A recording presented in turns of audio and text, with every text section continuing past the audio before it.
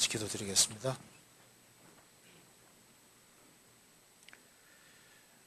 자비로우신 우리 아버지 하나님, 감사합니다. 오늘도 저희들을 한자리에 불러 모아주시고 또 평상시에 궁금하게 생각하는 것들을 하나님의 말씀으로 생각해 보려고 합니다. 주 성령께서 우리 가운데 들어 역사해 주시고 또 마음속에 의문되는 것을 풀어주시고 우리의 행보를 말씀 위에 굳게 세워 주옵소서. 하나님의 말씀으로 영혼을 환하게 비춰주시고 저희들로 하여금 주의 영광을 위해 살 수 있도록 더욱 도와주옵소서.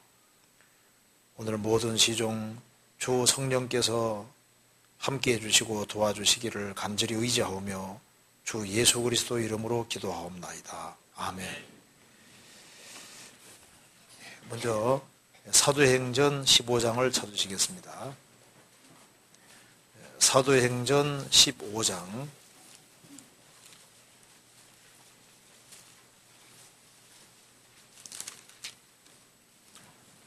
15장 28절입니다.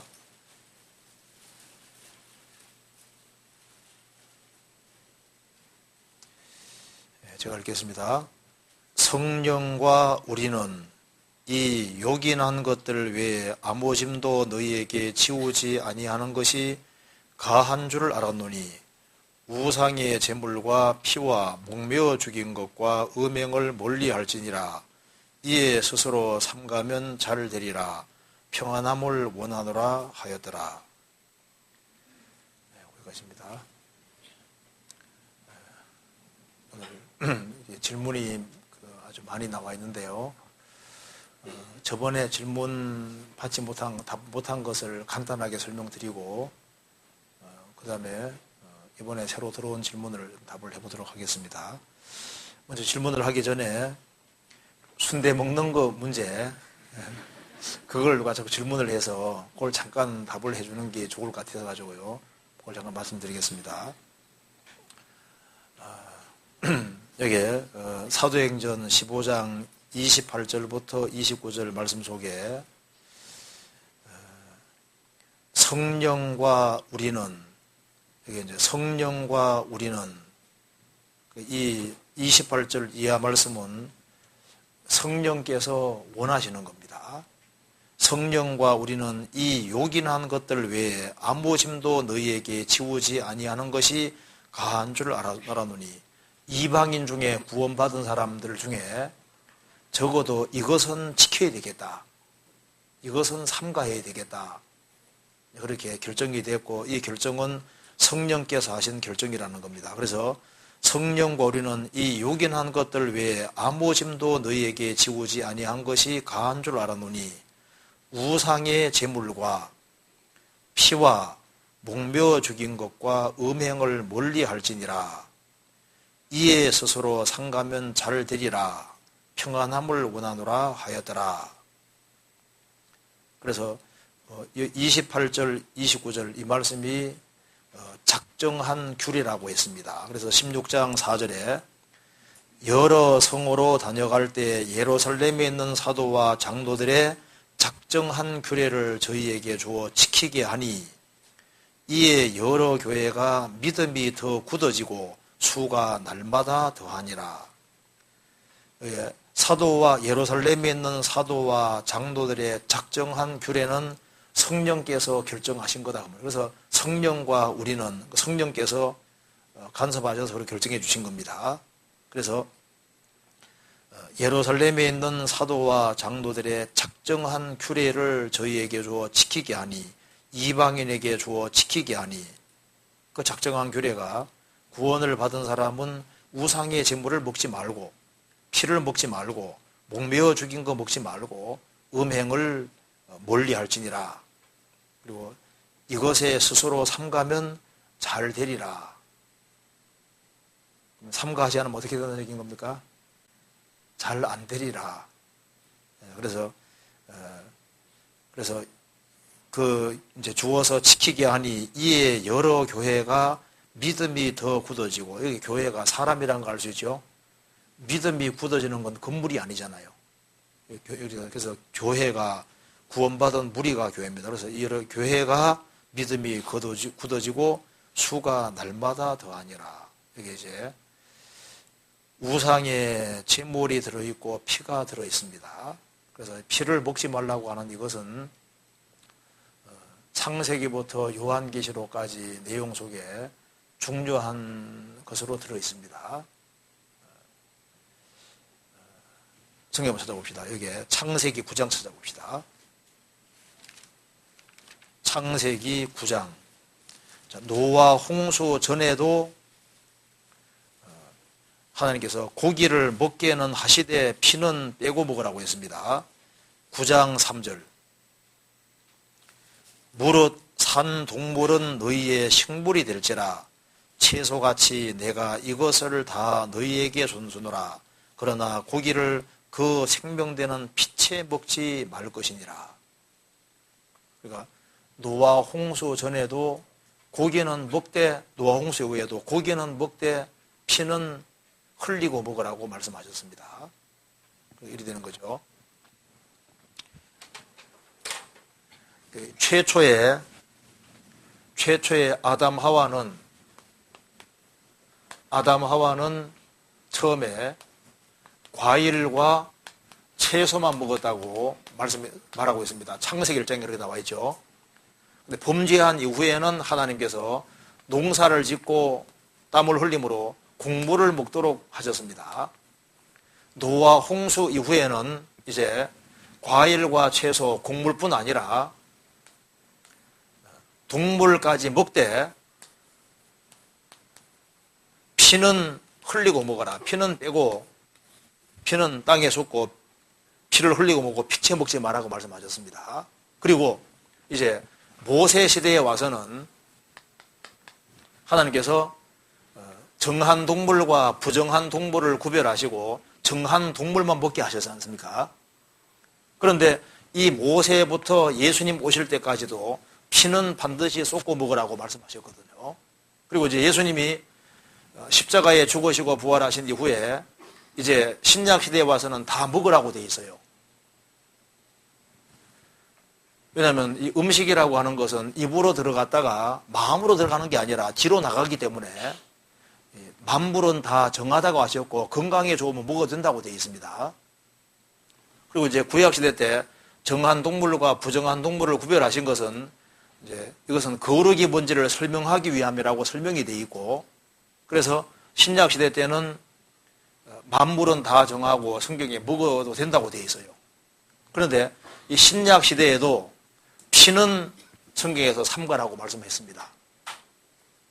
그러니까 피를 먹지 말라고 하는 것은 율법에 속하는 게 아니고 모세율법이 오기 전에도 창세기 9장에서도 피는 먹지 말라고 하셨고 예수님이 죽으시고 부활하신 이후에도 성령께서 피는 먹지 말라고 말씀하신 겁니다. 그러면 이제 이렇게 생각할 수 있잖아요. 야, 피를 먹지 말아야 되는데 요리에 먹다 보면은 이제 음식 구워 먹다 보면 피가 섞이잖아요. 피가 조금 묻어 있는 경우도 있고, 그죠? 그래서 아무리 물에 담가놔도 현미경으로 보면 피가 있을까 없을까요? 있겠죠. 그러니까 성경에서 피를 먹지 말라는 말이 피채 먹지 말아라, 피를 쏟고 먹어라 그렇게 표현하심으로써 피가 이렇게 묻어 있을 수는 있지만은 피 자체를 요리해 먹는다든가 그런 건 하지 말라고 분명히 명시하고 있는 겁니다. 성경 신명기 찾아봅시다. 15장에 15장 23절.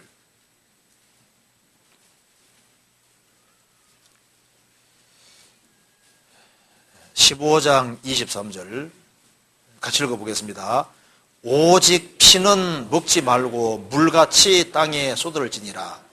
짐승 잡으면은 피는 딱 쏟아 붓고 쏟고 먹으라. 그러니까 피가 조금 묻을 수는 있지만은 피 자체를 먹지 마라 그런 말인 겁니다. 그러니까 노른 피를 마신다든가 피 자체를 먹는다든가 피 자체를 요리해 먹는다든가 그런 것은 안 하는 게 현명할 거예요. 그리고 먹을 것도 많은데 하필이면 왜 순대 그 피를 집어넣어 가지고 요리하는 그런 것은 안 먹는 것이 현명합니다. 그죠? 그리고 그걸 삼가하면 잘 되리라고 얘기하셨잖아요. 그걸 굳이 먹으려고 그래요? 안 먹는 게 좋을 거예요. 그렇죠? 그리고 조금 금식하면 돼요. 그죠? 그래서 성경에 말한 대로 피를 삼가면 잘 되리라. 나는 그래도 먹겠다. 성경에서 성령께서 말하기를 삼가면 잘 되리라. 이해되시죠? 예, 삼가하는 게 좋을 것 같습니다.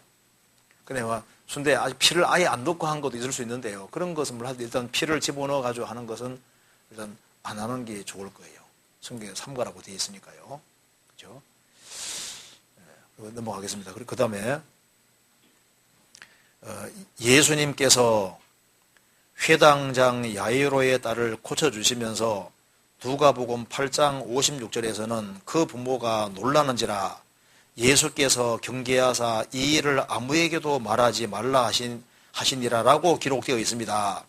그런데 야이로의 집에 오기까지 많은 사람이 따랐고 그 집에도 많은 사람이 있었는데 어떻게 다른 사람에게 알리지 않을 수 있었을까요? 잘 이해가 되지 않습니다. 이게 무슨 말이냐 하면요. 그냥 알게 되는 거하고 떠벌리는 것은 이거 완전히 다른 얘기입니다. 예수님이 어떻게 고치셨는지 구체적인 내용을 예수님께서 떠벌리지 말라고 말씀하셨거든요. 근데 다른 사람들은 와, 예수님이 들어가더니만 나았네, 살아났네, 거기까지는 알잖아요. 그렇지 않습니까? 근데 자연스럽게 알게 되는 건 괜찮지만은 그걸 왜 떠벌리지 말라고 했냐 하면은 이유가 있어요. 성경에 예수님께서 어떤 이적을 행하시고 난 이후에 알게 하지 말라고 경계하신 것이 계속 나오잖아요. 어떤 것에는 얘기하라고 하시고 어떤 데는 얘기하지 말라고 하셨거든요. 예수님께서 얘기하지 말라고 하신 것에는 이유가 있습니다. 크게 세 가지 이유입니다. 예수님께서 왜 말씀하지 말라고 하셨냐면 제일 첫 번째는 예수님이 하시는 사역에 방해가 되기 때문에 금지하신 것이 있습니다. 예수님은 병 고치는 것이 목적이 아닙니다. 그런데 예수님을 병이나 고쳐주는 그런 분으로 생각하고 예수님이 사역을 행하시는데 방해가 될 수가 있어요. 또 한 가지는 예수님은 어떤 일을 행하시고 자기를 떠벌리는, 자랑하고 떠벌리는 분이 아니라고 구약에 예언되어 있는데 그 말씀을 이루시려고 예수님께서 말하지 말라고 경계했다고 되어 있고, 또 한 가지는 예수님을 정치적인 메시아로 오해할 수 있을 때는 금지시켰습니다. 예수님께서 병 같은 걸 고치고 난 이후에 예수님을 정치적인 메시아로 오해할 상황이 아닌 경우에는 가족과 친족들에게 일일이 고하라, 그런 말씀도 성경 하셨거든요. 그런데 유대인들은 예수님을 이제 앞으로 이제 로마를 정복할 메시아로 생각을 하고, 그래서 자기를 독립시켜줄 메시아로 자꾸 생각을 하는 겁니다. 그래서 예수님께서 자기를 나타내지 말라고 계속 경계하시는 이유는 내가 온 것은 정치적인 메시아가 아니고 육신적인 문제를 해결하는 메시아가 아니라는 것을 강조하기 위해서예요. 좀 몇 군데만 찾아봅시다. 성경 마가복음 1장 보시겠습니다.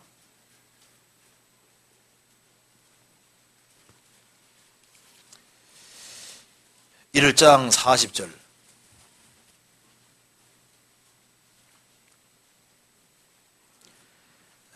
한 문둥병자가 예수께 와서 꿇어 엎드려 간구하여 가로되 원하시면 저를 깨끗게 하실 수 있나이다.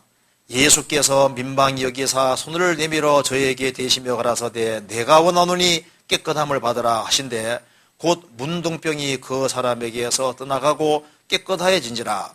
엄히 경계하사 곧 보내시며 가라사대 삼가 아무에게도 말하지 말고 아무 말도 하지 말고 가서 내 몸을 제사장에게 보이고 내 깨끗게 됨을 인하여 모세에 명한 것을 드려 저희에게 증거하라 하셨더니 그러나 그 사람이 나가서 이 일을 많이 전파하여 널리 퍼지게 하니 그러므로 예수께서 다시는 드러나게 동네에 들어가지 못하시고 오직 바깥 한적한 곳에 계셨으나 사방에서 그에게 나오더라. 예수님이 병 고쳐주는 것이 목적이 아닙니다. 예수님께서 이제 이 일에 대해서 엄히 경계하사 삼가 아무개도 말하지 말고 단지 모세의 명한 예물을 드려 이제 증거 삼으라 했는데 이 사람이 아주 이 일을 많이 전파하니까 예수님이 자유롭게 일하시는데 방해가 되는 거예요. 그래서 예수님의 사역에 방해가 되기 때문에 그래서 예수님께서 금지한 것도 있고 또 한 가지는 예수님은 육신적인 문제를 해결해 오신 분이 아니고 사실 인생 문제를 해결해 주러 오신 분인 겁니다. 그래서 구약에 예수님은 떠벌리지 않는다고 예언되어 있는데 그 말씀을 이루시려고 성경에서 하지 말라고도 되어 있습니다. 성경 마태복음 12장 보시겠습니다.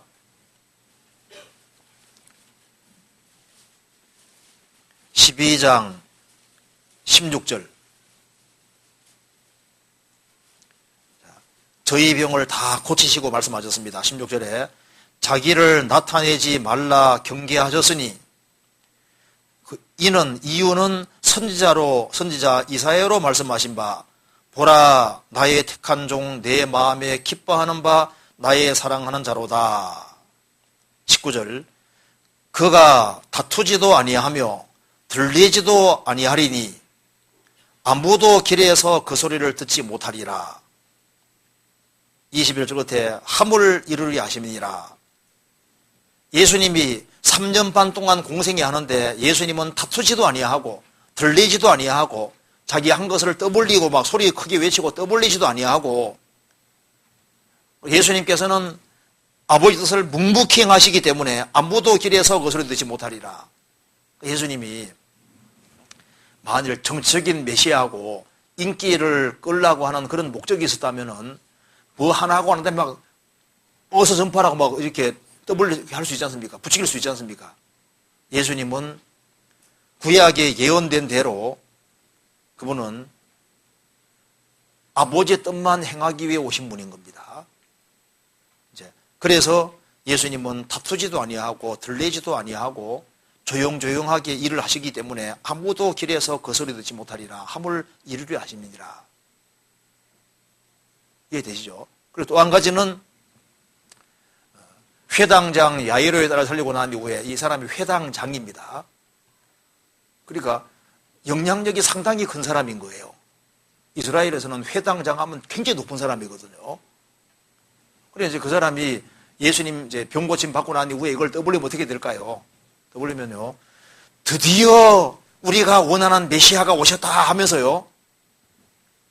이제 예수님이 로마를 독립시켜주고 로마에서 해방시켜주고 육신적이고 현적인 문제를 해결하는 분으로 이게 오해할 수 있는 가능성이 크기 때문에 예수님께서 나는 그 목적으로 온 것이 아니다. 그것 때문에 예수님께서 경계하시면서 그 얘기를 하지 말라고 얘기하신 겁니다. 이해되시죠? 예수님이 군대 귀신 들린 사람이 나왔을 때 그 사람은 이방인이기 때문에요. 그 사람은 그라사 지방의 사람이고 그 사람은 그 친족들에게 아주 자세히 얘기해줘도 예수님에 대해서 특별히 오해할 이유가 없어요. 그럴 경우에는 또 자세히 말하라고도 말씀하셨습니다. 이해되시죠? 그 정도 얘기하고 넘어가 보겠습니다. 그 다음에 이제 마태복음 18장 10절에는 구원받은 각 사람에게 천사가 있어서 천사가 하나님께 직구한다고 했습니다. 하나님은 전지전능하신데 왜 천사에게 보고를 받으시는 걸까요? 마태복음 18장 봅시다.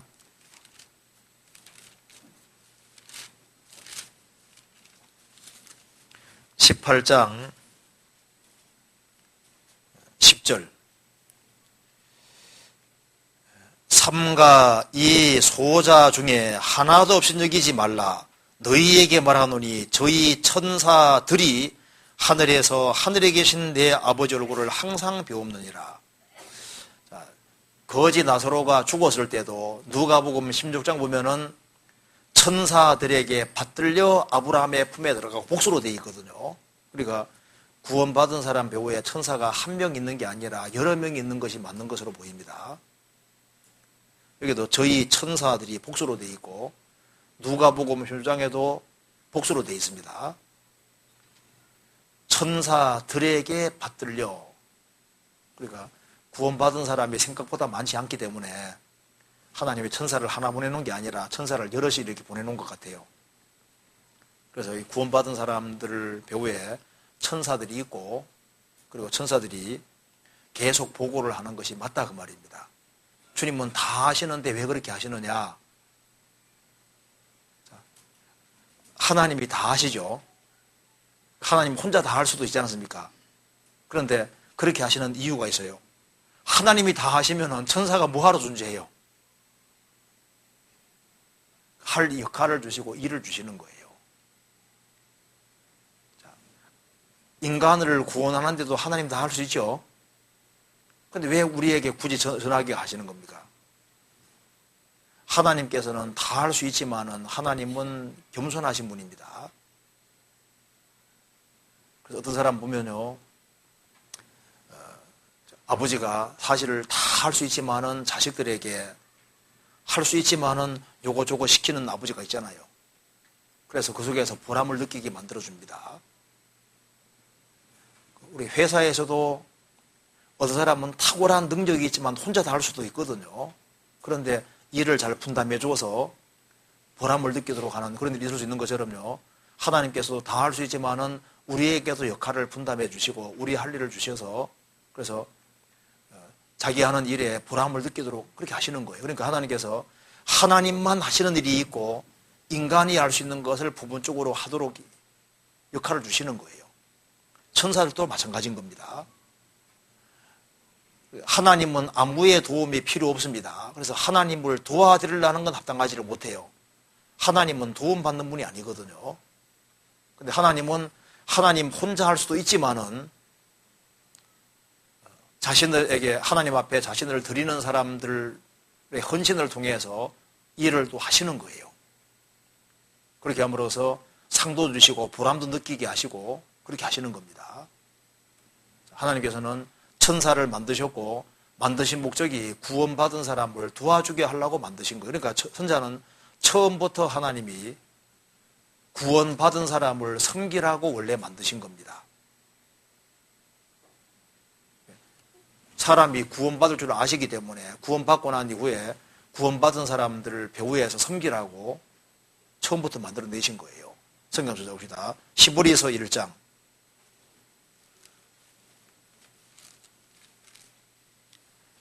14절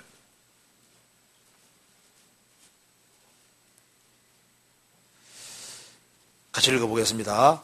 모든 천사들은 부리는 영으로서 구원 얻을 후사들을 위하여 섬기라고 보내심이 아니뇨.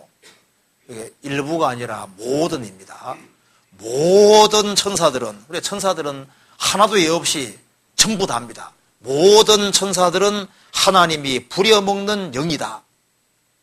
그리고 구원 얻을 후사, 영혼이 구원함을 얻었고 이제 주님이 재림하시면 몸까지 구원함을 얻을 후사들, 상속자들, 구원받은 사람들입니다. 구원받은 사람을 섬기라고 보내신 것이다. 그래서 구원받은 사람을 배후에 섬기고 봉사하고 있는 거예요. 그래서 천국 가면은 천사들이 우리 종입니다. 우리가 천사들을 판단하고 천사를 부리는 거예요. 그 영광스러운 천사를 부리는 특별한 특권이 우리에게 있는 겁니다. 그래서 하나님께서 할 수 있지만 역할 분담을 해주심으로써 보람 느끼게 하시고 자기 존재 가치를 일깨워주고 그렇게 하시는 거예요. 그리고 그 다음 질문, 로마서 11장 14절에는 바울이 곤욕을 시기케 하여 그중 얼마를 구원시키기를 원한다고 했습니다. 그런데 구원받지 못한 유대인은 이 복음을 이단이라 여기고 배척하고 핍박할 수는 있지만 이방인이 복음을 믿는다고 시기를 한다는 게 이해가 되지 않습니다. 예를 들어서 저의 친척이 여호와 증인 같은 이단에 빠졌다고 해서 제가 시기가 나서 여호와 증인을 믿는 그쪽으로 가지 않는 것처럼 말입니다. 이단에 빠졌다고 생각하는 유대인들을 어떻게 시기나게 할 수 있나요? 여호와 증인 부러워하는 사람도 많습니다.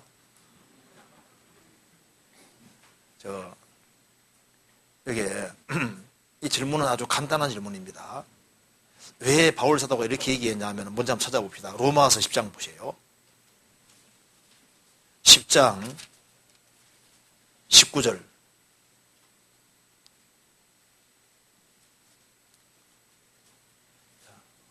제가 읽겠습니다. 그러나 내가 말하노니 이스라엘이 알지 못하였느뇨. 먼저 모세가 이르되 내가 백성 아닌 자로서 너희를 시기나게 하며 미련한 백성으로서 너희를 노엽게 하리라 하였고, 여기서 이방인을 딱 한마디로 말하면요, 미련한 백성입니다. 왜 이방인은 미련한 백성일까요? 이유가 있어요. 이거 한번 보세요.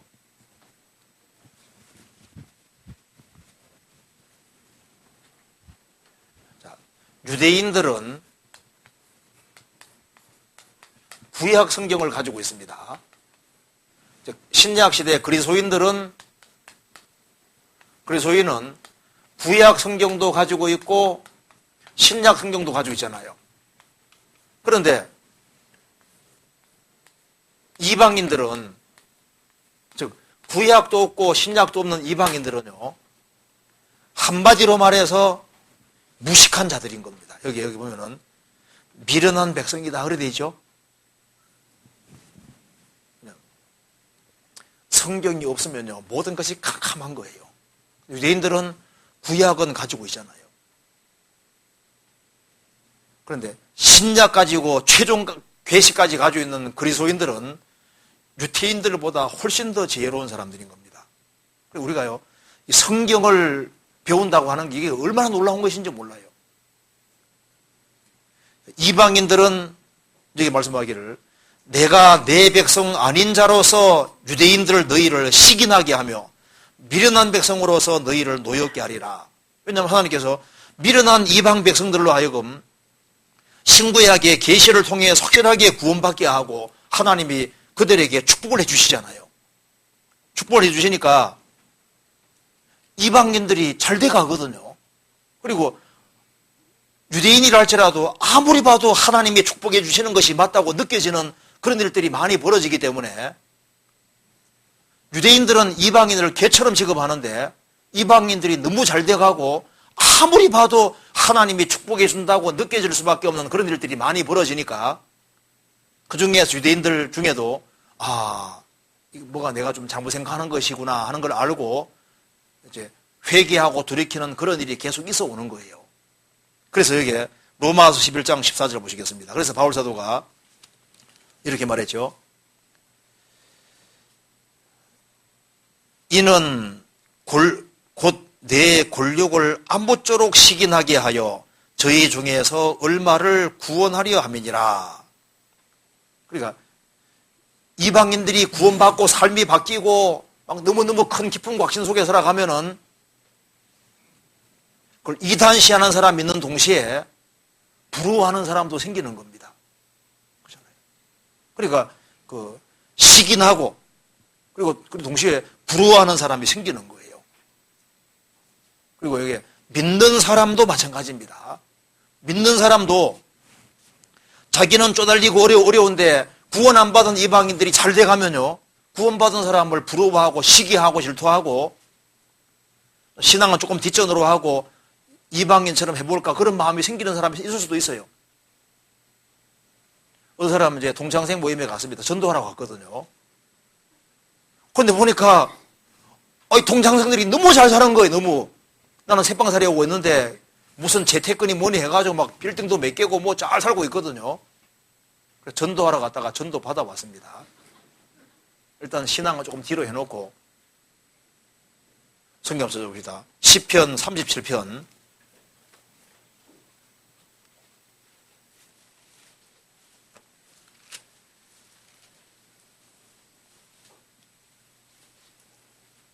1절 행악자를 인하여 불평하여 하지 말며 불의를 행하는 자를 투기하지 말지어다. 누구에게 하는 말이냐 하면은 신앙을 가진 사람에게 하는 말입니다. 신앙을 가진 사람도 악을 행하면서 잘 돼가는 사람이 생기면 불평이 생기거든요. 나는 왜 이 모양 이 꼴이냐 그 말입니다. 불의를 행하는 자를 투기하지 말지어다. 시기 질투하지 말지어다. 7절에 여호와 앞에 잠잠하고 참아 기다리라. 자기 길이 형통하며 악한 꾀를 이루는 자라 인하여 불평하여 말지어다. 분을 거치고 노를 버리라. 불평하여 말라. 행하게 치우실 뿐이니라. 그런데 여기 이제 질문하시는 분이 유대인이라면요, 유태교에 아주 골수분자가 됐을 수 있어요. 이거 이해가 안 된다. 이해가 안 되는 사람은요, 유태교인으로 남아있을 겁니다. 그렇죠? 그런데 그렇게 아닌 사람도 있기 때문에 아무쪼록 몇몇 사람이라고 그렇게 말하고 있는 겁니다. 그럼 이해되시죠? 그리고 이제 이런 저는 이해가 안 됩니다. 이 사람은 이제 구원 받은 사람은요, 이 이해가 안 되는 사람은 신앙생활을 아주 잘할 사람이에요. 이 질문하시는 분은 신앙생활을 아주 잘하고 아주 구원도 아주 확실하고 뭐가 확실한 것 같아요. 그죠? 그러니까 이해가 안 되죠. 이해가 잘 되는 사람도 좀 문제가 있습니다. 그죠? 시기케 하는데 이게 잘 이해가 되지 않습니다. 이해가 참 안 되는 게 좋은 거예요. 이해가 안 돼야 되거든요. 구원받은 사람은. 그런데 그렇게 해서라도 몇몇 사람이라도 구원시키려고 하는 거예요. 그러니까 이거에 조금 이해되시죠? 이 말뜻이. 그러니까 이게 하나님의 역사심이라고 생각할 수밖에 없는 그런 일들이 계속 벌어지고 하면요, 나도 하나님 섬기는데 시길투가 생긴다니까요. 이제 그래서 야, 이게 혹시 내가 믿는 게 잘못된 것이 아니냐 생각하면서 이제 돌이키는 그런 일이 있어요. 그렇기 때문에 이런 말이 나오는 겁니다. 그 다음 질문에 마태복음 26장 29절에서 예수님은 포도나무에서 난 것은 다시 마시지 않겠다고 했습니다. 그런데 마태복음 27장 34절에서는 쓸개탄 포도주를 맛보셨다고 했고, 마태복음 27장 48절에서는 신포도주를 마시웠다고 했습니다. 어떻게 이해하는 게 좋겠습니까? 성경 찾아봅시다. 마태복음 26장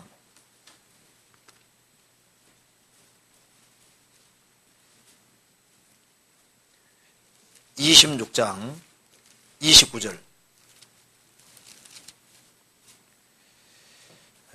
그러나 너희에게 이르노니 내가 포도나무에서 난 것을 이제부터 내 아버지 나라에서 새 것으로 너희와 함께 마시는 날까지는 마시지 아니하니라 하시니라. 이게 무슨 말이냐 하면 이것이 너희와 하는 마지막 성찬이다 그런 뜻인 겁니다. 포도나무에서 난 것을 내 아버지 나라에서 새 것으로 너희와 함께 마시는 날까지는 마시지 아니하리라. 이것이 무슨 말이냐면 이것이 너희와 하는 마지막 성찬식이라는 걸 얘기를 하는 겁니다. 그리고 여기서 포도나무에서 난 것이라고 이렇게 표현한 이유는 열매 쪽을 말하는 겁니다. 예수님이 여기에 포도나무에서 난 것이라는 표현을 특별히 사용하신 이유는 이것이 독한 술 종류가 아닌 거예요.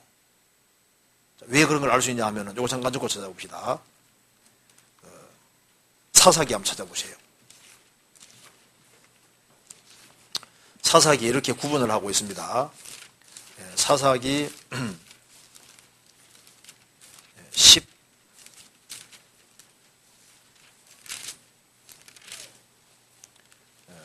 13장 14절.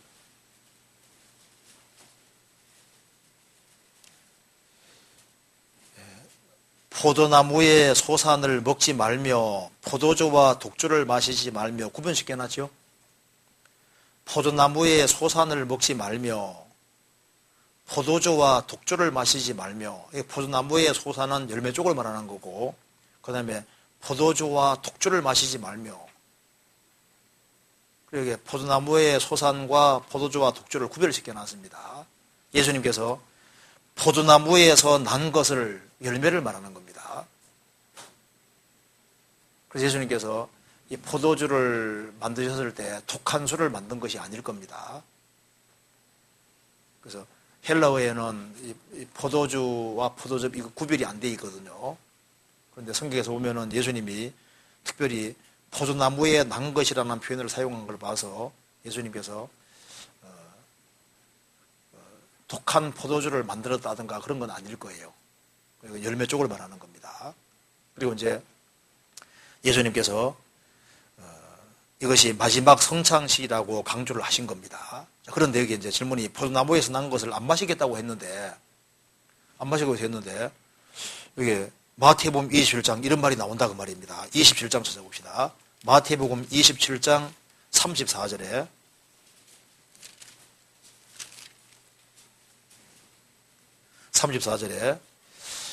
쓸개 탄 포도주를 예수께 주어 마시게 하려 하였더니 예수께서 맛보시고 마시지 아니하더라. 여기 쓸개 탄 포도주라는 게 뭐냐 하면요, 이게 마취입니다. 마취용입니다. 쓸개를 탄 포도주를 왜 마시게 하려고 했냐면은 십자가 고통이 너무너무 심하니까. 보통 사람이 좀 취하면요 고통도 덜 느끼거든요. 그리고 여기 쓸개 탄 포도주는 십자가가 너무 고통스럽기 때문에 고통을 경감시켜주기 위해서 쓸개 탄 포도주와 독한 술을 이렇게 마시우는 거예요. 그래서 두 강도는 마셨을 텐데 예수님은 맛보시고 안 마셨다 그 말입니다. 맛본 건 먹은 게 아닙니다. 맛보시고 쓸개 탄 포도주니까 그걸 예수님께서는 아버지께 주신 고통을 그대로 받겠다고 안 받으신 거예요.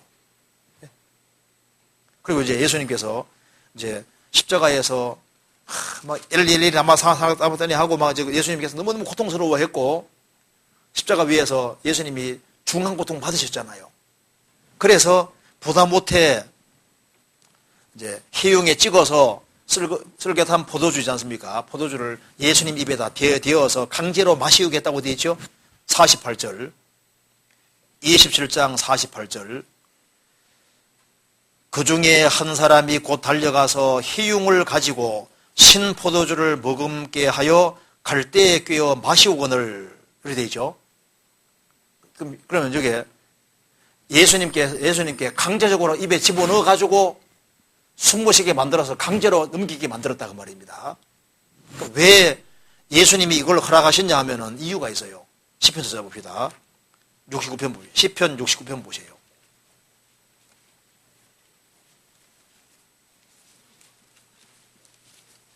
69편 이렇게 예언되어 있습니다. 21절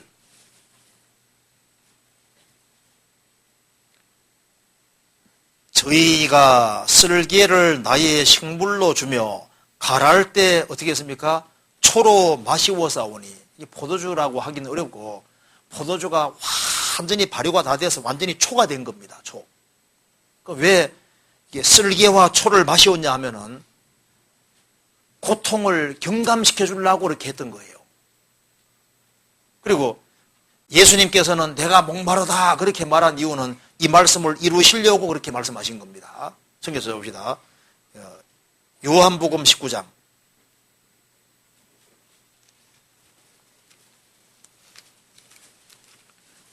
예수님은 고통을 다 받으셨기 때문에 이렇게 말했습니다. 28절 보시겠습니다. 19장 28절 이후에 예수께서 그 모든 일이 이미 이룬 줄을 아시고 성경으로 응하게 하려 하사 가라사대 내가 목마르다 하시니 거기 신포도주가 가득히 담긴 그릇이 있는지라 사람들이 신포도주를 머금은 해용을 우슬초에 메어 예수 입에 대니 예수께서 신포도주를 받으신 후 가라사대 다 이루었다 하시고 머리를 숙이시고 영혼에 돌아가시는데 예수님이 고통 다 받으셨기 때문에 구약 성경을 이루시려고 시편 22편에 말한 대로 내가 목마르다 하셨고 그리고 시편 69편 이루시려고 이제 예수님이 이제 내가 목마르다 하니까 이제 찍어가지고 이제 이렇게 하니까 예수님께서 그걸 딱 받으시고 성경 다 이루었었으니까 다 이루었다 하시고 십자가에 죽으시고 부활하신 겁니다. 그러니까 여기에 포도나무에서 난 것을 안 마시겠다 그 말은 이것이 마지막 성찬식이라 그런 뜻이고, 예수님이 포도나무에서 난 것을 안 마셨어요. 열매 쪽을 말하는 거고, 이것은 여기에 신포도주, 이건 초를 말하는 겁니다. 신포도주, 쓸개 탄 포도주, 이것이 초를 말하는 거고, 고통을 경감시키기 위한 목적으로 십자가 처형할 때 그런 걸 먹였던 거예요. 그건 초고, 그래서 포도나무에 난 것, 열매 쪽 말하는 게 전혀 아닙니다. 그렇잖아요. 그렇기 때문에 전혀 모순이 없어요. 그리고 그 다음에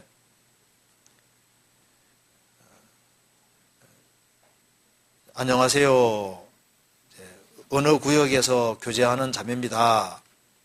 성경을 읽다가 궁금한 점이 있어서 이런 질문을 해도 되는지 고민하다가 두 가지를 줍습니다. 먼저 전조집회 때 에스겔 31장 16절 말씀을 인용하시면서 에덴 동산이 지하로 내려갔다고 배웠습니다. 그런데 그때가 언제일까 하고 궁금했었는데요. 에스겔 31장 1절에는 제11년 3월 초1일이라고 되어 있고, 그 밑에 주석에 보니까 그날은 예루살렘의 멸망 약 한 달 전이라고 되어 있습니다. 그러면 그해 4월에 예루살렘이 멸망하면서 에덴도 지하로 내려갔다는 것인지 궁금합니다. 또 18절에는 바로와 그 군대들도 지하에 내려갔다고 했는데 32장에 보면 애굽왕 바로가 또 나옵니다. 에덴 동산에 대해서 그동안 전도집회 때 들었던 내용과 잘 맞지 않는 것 같아서 이해가 안 됩니다. 설명 부탁드립니다. 이거만 조금만 생각하면 그죠? 내용이 어려운 게 아니죠. 이제 에스겔 31장을 기록할 때 이제 예루살렘이 함락되기 얼마 전이었다는 말이 맞습니다. 얼마 전이었고, 이제 예루살렘이 멸망하고 그 다음에 에집트도 아시리아에서 망하게 돼 있는 거예요. 그런데 바벨론에서 망하게 돼 있는데 이 에집트 파라오 왕과 군대가 바벨론을 대항해 싸우려고 하는 겁니다. 그래서 이스라엘도 이제 바벨론에 의해서 망하고 그다음에 에집트 사람들도 망해서 포로 잡혀가게 되거든요. 그런데 에집트 파라오 왕과 군대는 기고만장한 거예요.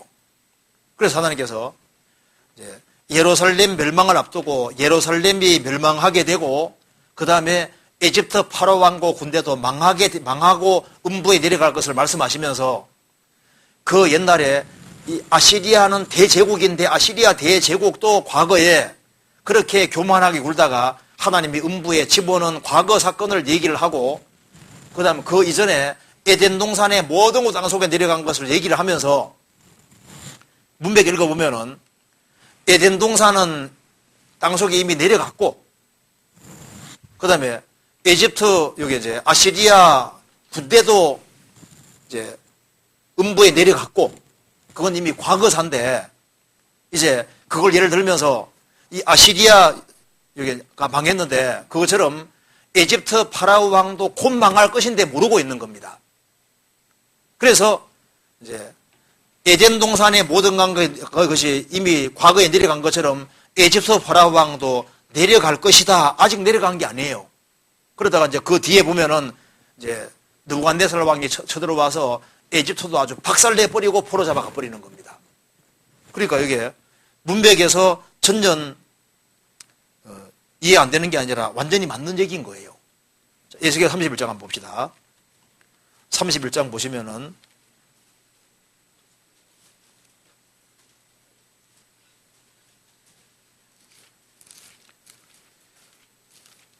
에덴 동산이 이때 내려가고 아시리아가 이때 내려간다는 말이 아니라 과거에 그런 일이 있었다는 것을 얘기를 하는 겁니다. 여기 보면은 18절 보시겠습니다. 너의 영화와 광대함이 에덴의 모든 나무 중에 어떤 것 같은고 그러나 내가 에덴의 나무와 함께 지하에 내려갈 것이요 거기에서 할례 받지 못하고 칼에 살육당한 자 중에 누우리라. 그러면 이들이 누구냐? 이들은 파라오 왕과 그 모든 군대니라. 나 주 여호와의 말이니라. 그러니까 파라오 왕과 군대는 아직 이제 음부에 아직 안 내려가고 있습니다. 안 내려가고 있는데 이제 곧 느부갓네살 왕이 쳐들어와서 바벨론이 쳐들어와서 에집트 파라왕 군대를 박살내고 너희들이 잠시 후에 음부에 떨어질 거다 하고 이제 아직 이루어지지 않았지만 곧 이루어질 사건을 얘기를 하고 있는 거예요.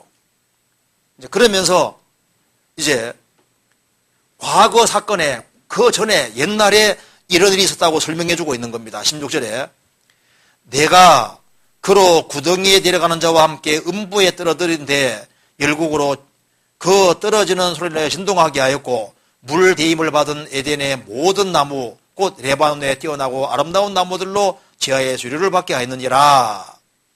이 말씀 말한 대로 이제 에덴 동산이 과거에 땅속에 내려갔고 아시리아는 이미 심판받아서 아시리아는 이때는 없거든요.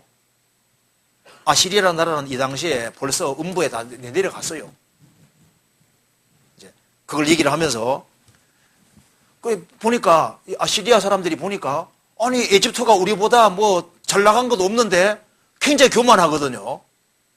그러니까 너희들도 잠시 후에 우리처럼 저게 떨어지게 된다 그 말입니다. 그리고 에집트 파라오 왕국 군대가 우리가 막 대단하다고 생각하는데 너희들이 아시리아보다 낫냐? 아시리아도 자신들이 대단한 것처럼 생각했는데 하나님께서 심판해서 음부에 집어넣었다는 걸 예를 드시면서요. 이 에집트 파라오 왕과 군대 너희들은 아시리아보다 못한 상태인데 너무 자만하지 마라. 잠시 후에 너희들도 음부에 떨어진다 이렇게 말한 겁니다.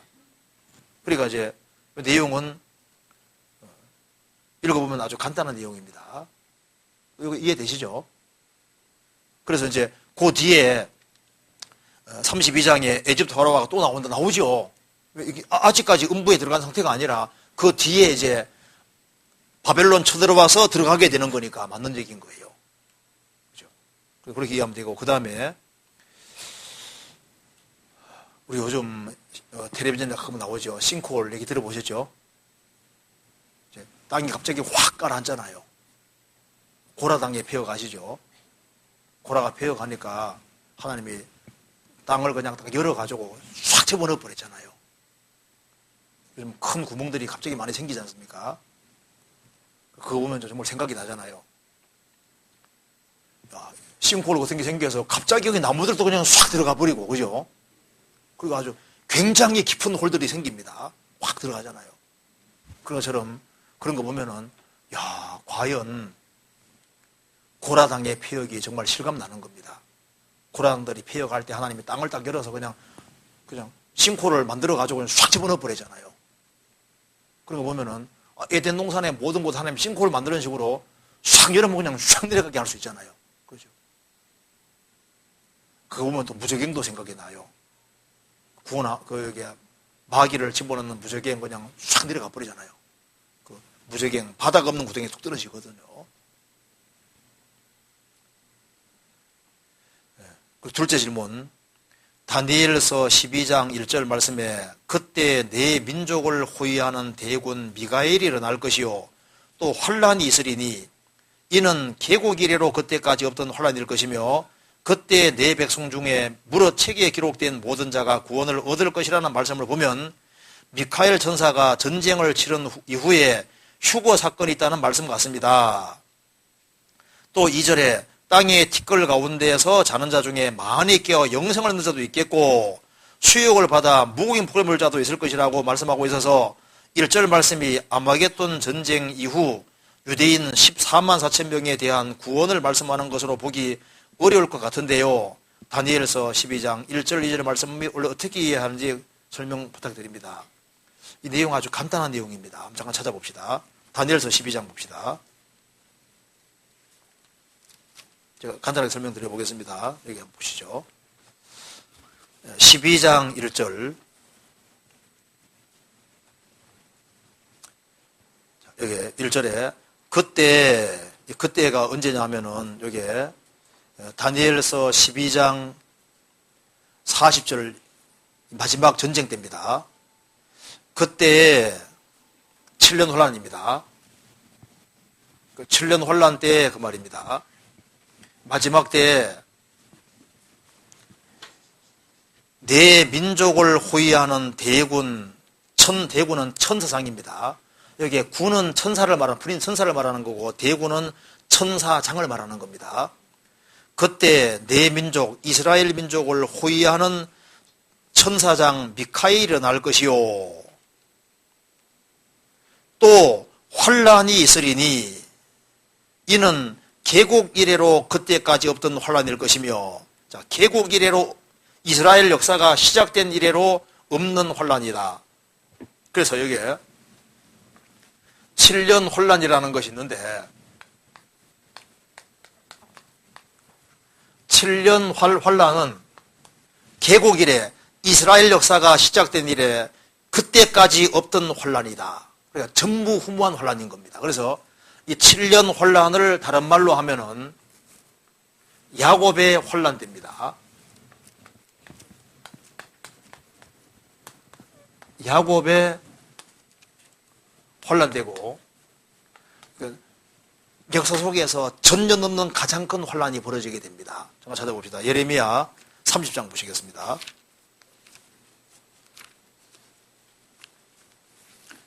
(30장)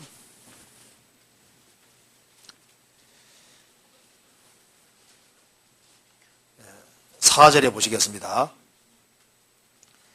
여호와께서 이스라엘과 유다에 대하여 하신 말씀이 이러하니라. 여호와께서 이같이 말씀하시되 우리가 떨리는 소리를 들으니 두려움이요 평안함이 아니로다. 너희는 자식을 해산하는 남자가 있는가 물어보라. 남자마다 해산하는 여인같이 손으로 각기 허리를 짚고 그 얼굴빛이 창백하여 보이면 어찌미뇨. 그 다음 주겠습니다. 슬프다 이날이여 비할 데 없이 크니 이는 야곱의 혼란 때가 되미로다마는 그가 이에서 구하의 뇌물 얻으리로다.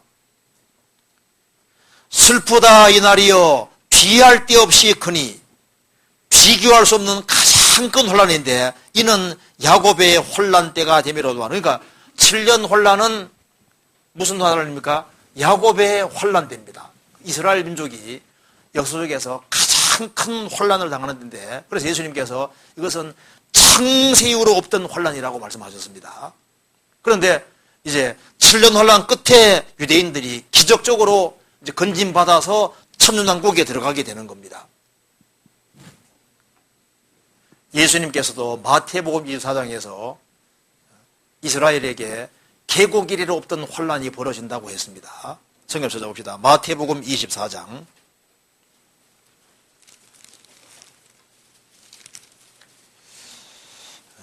15절.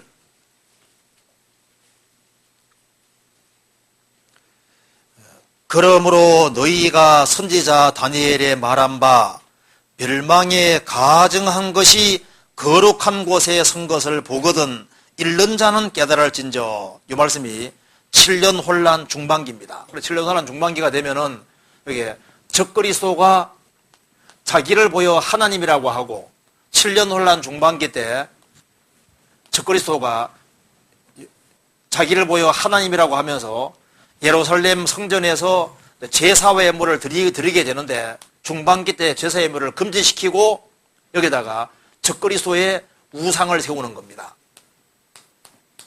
자기를 보여 하나님이라는 시대가 오는 겁니다. 그래서 이것이 바로 요한계시록 13장 얘기인 겁니다. 그래서 선지자 다니엘의 말한 바 멸망에 가증한 것이 거룩한 곳인 것을 보거든 읽는 자는 깨달을진저.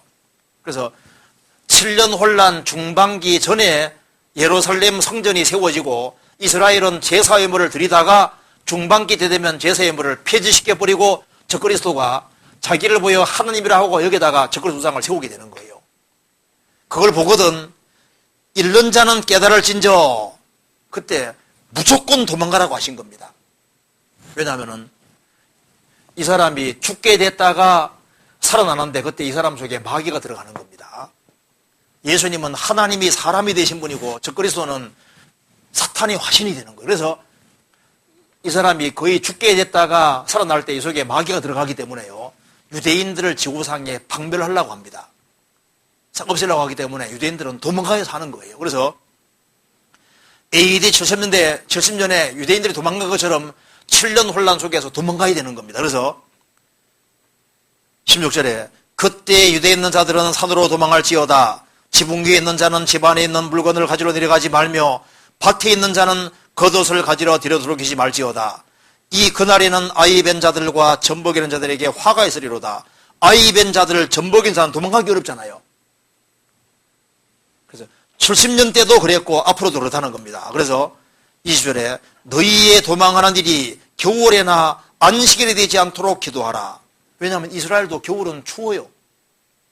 겨울 되면 도망가기 어렵고 왜 안식일에 되지 않도록 기도하라 했냐면은 이스라엘은 안식일 날은 900m까지밖에 못 갑니다. 900m까지 갔다가 푹 쉬고 난 다음에 또 900m까지 가고 그 다음에 푹 쉬고 이렇게 가야 되거든요. 그냥 900m는 상 넘어가면 안식을 범하게 되는 거예요. 그래서 이게 안식일에 가기 가까운 거리라고 900m를 말하는 겁니다. 유대인들은 만일 적그리스도가 유대인들을 방별할 때 그때가 겨울이고 그리고 이제 여기 안식일을 떼면요 모조리 다 죽게 되잖아요. 그래서 그 3차 중동, 4차 중동 전쟁 때에도 그때 유대인들을 큰 안식일 날 그때 전쟁 나가서 유대인들이 못 피하고 많이 죽었거든요. 안식일 날 틈타가지고 욤키푸일 그 속죄일입니다. 대안식일이고 그때 쳐들어와가지고 유대인들이 꼼짝 못하고 많이 죽었잖아요. 그러니까 그렇게 되지 않도록 기도하라. 왜 그러냐 하면 21절에 이는 그때 큰 환란이 있겠습니다. 창세로부터 지금까지 이런 혼란이 없었고 후에도 없으리라. 그러니까 전부 훈무한 혼란은 벌어진다 그 말입니다. 그래서 그 날들을 감하지 아니할 것이면 모든 육체가 구원을 얻지 못할 것이나 그러나 택하신 자들을 위하여 그 날들을 감하시리라. 그래서 다니엘에서 보면은 원래 이제 적그리스도가 멸망케 할 멸 먹는 물건을 세울 때부터 1290일로 되어 있었습니다. 1290일로 되어 있고 기다려서 1335일까지 이르는 사람은 복이 있다고 했습니다. 그런데 신약 성경에 보면 요한계시록 보면은 1290일이 1260일로 한 달 줄어져 있습니다. 그래서 마가복음 13장에도 그 날들을 감하셨느니라 주님이 30일을 감해 주신 겁니다. 왜? 그 날들을 감하지 아니하면은 모든 육체가 구원 얻지 못하고 다 죽을 거다 그 말입니다. 그런데 택하신 자 유대인들을 위해서 그 날들을 감하시리라 30일 감해 주셨습니다. 그래서 1260일 지나면은 유대인들이 적그리스도가 통치할 때 도망가서 3분제에는 죽고 3분제 1은 살아남습니다. 3분제 1은 살아남고 그리고 이제 7년 혼란 끝부분에 세계적인 마지막 전쟁 터져서 행복이 다 사용할 테니까 그때 하나님께서 감람산 갈라서 이스라엘 민족이 피하게 하시고 그리고 예수님께서 지상지림하셔서 적그리스도의 고통받는 유대인들을 건져내셔서 천년왕국에 집어넣으시는데 예수님이 지상지림하시고도 45일이라는 인터벌이 있는 거예요. 1290일에다가 1335일 45일이 더 있는데 이것이 재창조 기간입니다. 노아 홍수가 끝나고 노아 식구들이 생활을 할 때 30일 동안 인터벌이 있고 그 다음에 방주에서 나와 일 시작한 거예요. 환란 끝나고 유대인들은 45일을 이제 더 기다리면은 천년왕국 속에 들어가게 되기 때문에 끝까지 견디는 자는 육체가 살아서 천년왕국까지 들어가게 된다고 성경에 되어 있는 거예요. 그래서 여기 이제 계곡 이래로 없던 환란이 벌어진다. 7년 환란 말하는 겁니다. 성경 다니엘서 다시 봅시다. 다니엘서 다시 봅시다. 다니엘서 12장 1절 그때 내 민족 이스라엘 민족을 호위하는 대군 천사장 미카엘이 날 것이요 또 환란이 있으리니 이는 계곡 이래로 이스라엘 역사가 시작된 이래로 그때까지 없던 환란일 것이며 그러니까 전부 훈무한 환란 7년 환란 말하는 겁니다. 그때 내 백성 중에 이스라엘 백성 중에 책에 기록된 모든 자가 구원을 얻을 것이다. 이 사람들이 뭐냐면 바로 7년 환란 전 3년 반 동안에 구원받는 이스라엘의 14만 4천 명을 말하는 겁니다. 그래서 책에 기록된 자들이 무릇 내 백성 중 책에 기록된 모든 자가 구원을 얻을 것이다. 그래서 이스라엘 민족이 구원받게 될 것을 말하고 있는 겁니다. 성경 이사야서 찾아봅시다. 4장에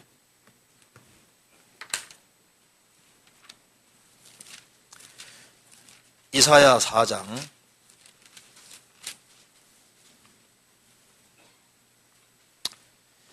3절 보시겠습니다. 3절 시온에 남아있는 자, 예루살렘에 머물러 있는 자, 곧 예루살렘에서 생존한 자 중 농명된 모든 사람은 어떻게 되는 겁니까? 거룩하다 칭함을 얻으리니. 그러니까 이스라엘 사람 중에 아직 구원받을 사람이 남아있는 겁니다. 로마서 11장 보시겠습니다.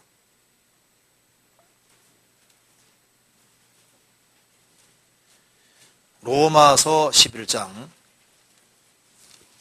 1절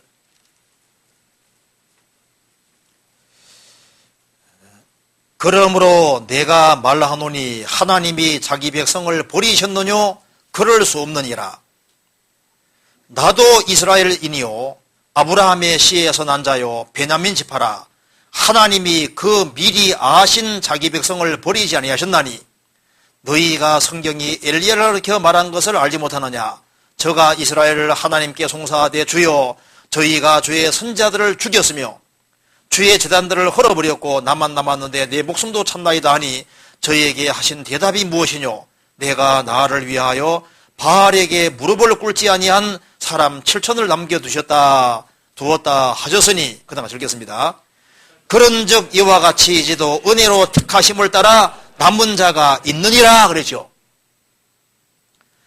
이스라엘이 그리스도를 배척하고 이제 비참하게 되지만은 이스라엘 민족을 영원히 버리신 거냐? 아니라는 겁니다. 은혜로 택하심을 따라 남은 자가 있느니라. 그 남은 자가 언제 구원받느냐? 이방인의 충만한 수가 들어오고 난 이후에 이제 이 남은 자가 구원받게 된다는 것이 그 뒤에 쭉 나와 있는 겁니다. 그래서 25절에 형제들아 너희가 스스로 지혜있다함을 면키 위하여 이 비밀을 너희가 모르기를 내가 원치 아니하노니 이 비밀은 이방인의 충만한 수가 들어오기까지 이스라엘에 들어는 완악하게 된 것이라. 그리하여 온 이스라엘이 구원을 얻으리라. 기록된 바 구원자가 시온에서 오사 야곱에게서 경건치 아니한 것을 돌이키시겠고 내가 저희 죄를 없이 할 때 저희에게 이루어질 내 언약이 이것이라 함과 같으니라. 그래서 이스라엘의 남은 자가 7년 혼란 속에서 구원받게 된다 그 말입니다. 그래서 이것이 요한계시록 7장 그리고 에스겔 36장 39장 스가랴 12장 그게 다 나옵니다. 이스라엘 민족이 구원받는다고 되어 있는 거예요. 다시 봅시다. 다니엘서 12장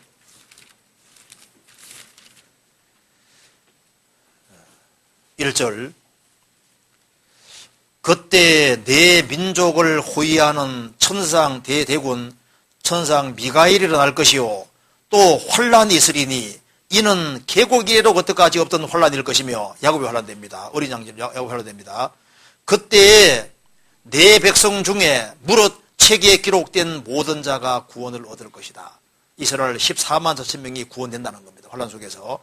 그리고 이제 2절 땅의 티끌 가운데서 자는 자 중에 많이 깨어 영생을 얻는 자도 있겠고 생명의 부활을 말합니다. 수욕을 받아서 무공히 부끄러움이 올 자도 있을 것이며 심판의 부활입니다. 두 부활을 얘기하고 있죠. 성경 찾아봅시다. 요한복음 5장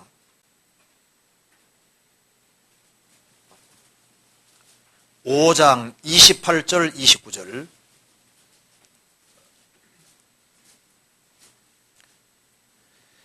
같이 읽겠습니다. 이를 기여기지 말라. 무덤 속에 있는 자가 다 그의 음성을 들을 때가 오나니 선한 일을 행한 자는 생명의 부활로 악한 일을 행한 자는 심판의 부활로 나오리라. 생명의 부활과 심판의 부활 사이의 시간 차이는 1000년입니다.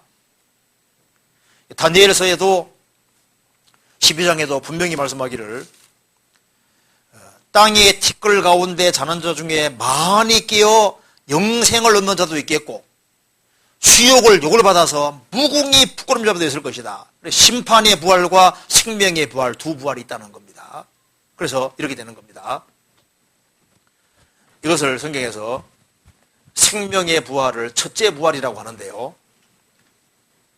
여기 보면은 교회가 완성이 되고 교회가 7년 혼란 전에 교회가 이제 구원받은 사람들이 부활됩니다. 그래서 7년 혼란 전에 들림받은 사람과 이게 이제 이스라엘 사람 중에 14만 4천 명이 7년 혼란 속에서 구원받고 후 3년 반 동안에 다 죽게 됩니다. 죽게 돼서 영혼은 주님 앞에 가 있다가 주님이 지상 재림하실 때 7년 혼란 속에서 죽임당한 유대인 가운데 구원받은 14만 4천 명, 이 사람들은 혼란 전에 들림받은 사람과 똑같이 주님 재림하시면 부활의 몸을 입고 1000년 동안 왕노로 산다고 되어 있어요.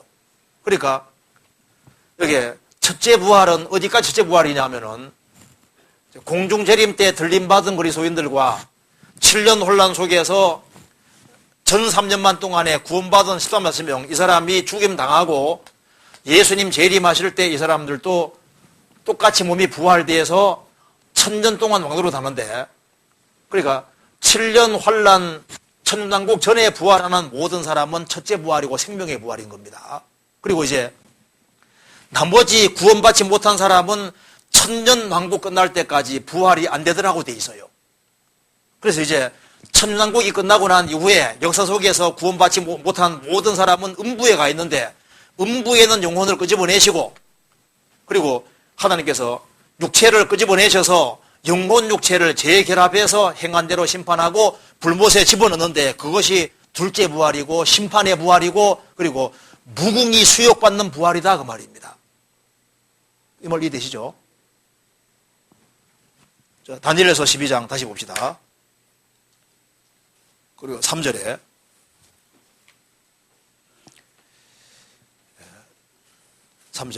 지혜 있는 자는 궁창의 빛과 같이 빛날 것이요 많은 사람을 옳은 대로 돌아오게 한 자는 별과 같이 영원토록 비치리라.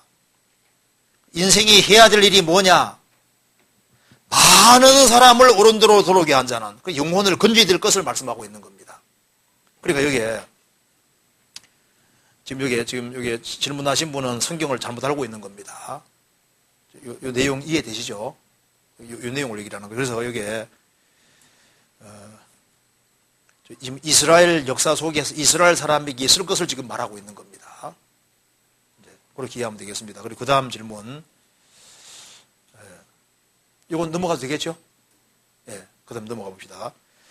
마태복음 1장 16절에는 예수님의 아버지인 요셉의 아버지를 야곱이라고 하고, 누가복음 2장 3장 23절에는 요셉의 위가 헬리로 되어 있습니다. 유대인은 모기가 기준이어서 누가복음은 마리아의 계보를 적은 것이라던데요. 이 말이 맞는 말인지요? 예, 맞습니다. 맞아요. 그러니까 여기에 이거 한번 봅시다.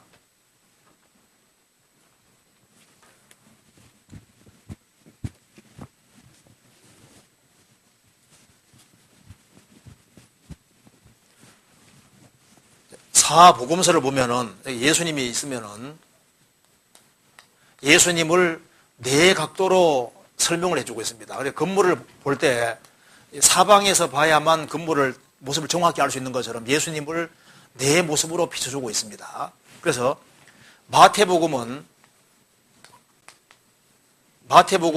목적이 예수님은 이스라엘 민족이 기다리던 그 메시아라는 걸 증거하는 것이 목적이기 때문에 예수님은 아브라함과 다윗 자손이라는 걸 얘기하고, 마태복음 주제는 예수님이 왕이라는 겁니다. 그래서 사복음서 중에서 제일 무서운 것이 뭡니까? 무슨 복음서예요? 읽어보면 제일 겁나는 게 뭐예요? 마태복음 제일 무섭잖아요. 이게 왕의 복음이거든요. 그래서 마태복음은 예수님은 아브라함과 다윗 자손으로 오신 분이라는 걸 이제 강조하기 위해서 예수님은 이제 유대인이 기다리던 메시아라는 걸 증거하는 게 목적이니까 아브라함과 다윗의 손으로 오신 것을 얘기를 하고 있는 겁니다. 그런데 이제 누가복음은 예수님이 사람이라는 것을 증거하는 것이 목적이기 때문에 누가복음은 이제 계보를 시작할 때 족보가 어디까지 나오냐 하면은 아담까지 가요. 누가복음 3장 보면은 계보가 올라가는데 아담까지 가서 쭉 내려와서 마리아 아버지 헨리까지 나옵니다. 헨리가 나오고 헨리가 마리아의 아버지거든요. 그래서 헨리가 마리아를 낳았어요. 그러니까 마리아 족보입니다. 여기 마태복음은 요셉 족보입니다. 요셉. 그럼 여기 왜 마리아의 족보를 이렇게 쭉 얘기했냐 하면은 첫사람 아담은 범죄함으로 실패했잖아요.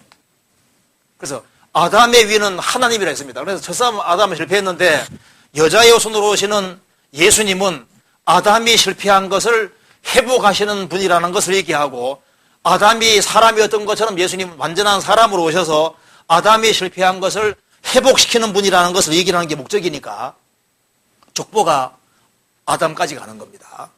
아담까지. 그런데 이제 마가복음은 예수님이 종이라는 걸 증거하는 것이 목적이니까 종은 족보가 있어요, 없어요? 필요 없잖아요. 그러니까 마가복음 펼치면 족보가 안 나옵니다. 예수님은 하나님의 아들로 오셔서 곡즉시 순종하면서 아버지 뜻만 행하다 가는 거예요. 요한복음은 예수님이 하나님이라는 걸 증거하는 것이 목적이니까 하나님은 족보 있어요, 없어요?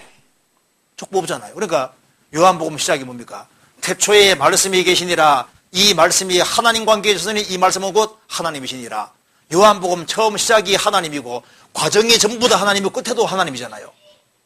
제일 끝에도 나의 주시며 나의 하나님이시니이다. 그래서 예수님은 사람이면서 하나님이셨고 여호와의 종이었고 유대인들이 기다리는 메시아가 맞다는 걸 얘기를 하는 겁니다. 그래서요 마태복음 족보는 믿음의 족보이기 때문에 아브라함과 다윗의 손 중에서 좀 믿음이 시원치 않은 사람 몇 사람 빼놨습니다. 그런데 누가복음은 첫사람 아담이 실패하고 아담 후손은 실패했지만은 예수님은 여자 후손으로 오셔서 아담 실패한 걸 회복시키기 때문에 누가복음 족보에는 집어넣지 말아야 될 사람도 집어넣었어요. 여기에 가이난이라는 사람이 들어가 있는데요. 가이난이라는 사람은 창세기에도 안 나오고 역대상에도 안 나옵니다. 그런데 이 사람이 사고 친 사람이거든요. 그래서 큰 죄를 지어서 원래 족보에서 빠진 사람인데 누가는 집어넣었어요. 왜냐하면 실패한 사람을 실패한 거에 관계없이 일단 족보에 있는 사람 다 집어넣는 길을 택했거든요. 그래서 이 족보라는 것에 뜻이 들어있는 거예요. 어쨌든 간에 여기 마태복음은 요셉 족보고 그 다음에 이제 누가복음은 마리아 족보라는 말이 맞고 그래서 요셉을 낳은 사람은 야곱이고 요셉의 아버지는 야곱이고 마리아 아버지는 헨리가 맞다 그 말입니다. 그렇게 이해하면 되겠습니다. 그 다음에 천주교에 다니는 친구가 정경, 외경 등을 얘기할 때 어떻게 말을 꺼내야 할지 모르겠습니다. 저희는 66권만을 하나님 말씀으로 인정하는데요. 구약 성경은 얌리아 랍비 회의에서 신약 성경은 카르타고 공회에서 정경으로 결정되었다고 알고 있습니다. 정경 선별의 기준은 무엇인지 궁금합니다. 그렇죠. 여기 잘 아시네요. 여기 보면은 구약 성경 39권을 정경으로 이제 결정한 것은 90년에 얌미아 회의라는 말이 맞습니다. 그리고 이제 카르타고 공회에서 신약 성경을 정경으로 결정했다. 그래서 이제 주후 397년에 그렇게 했다 그 말입니다. 그런데 이제 도대체 왜 정경, 외경 이런 말이 좀 어렵잖아요. 제가 간단하게만 정리하겠습니다. 잠깐 보시죠. 여기에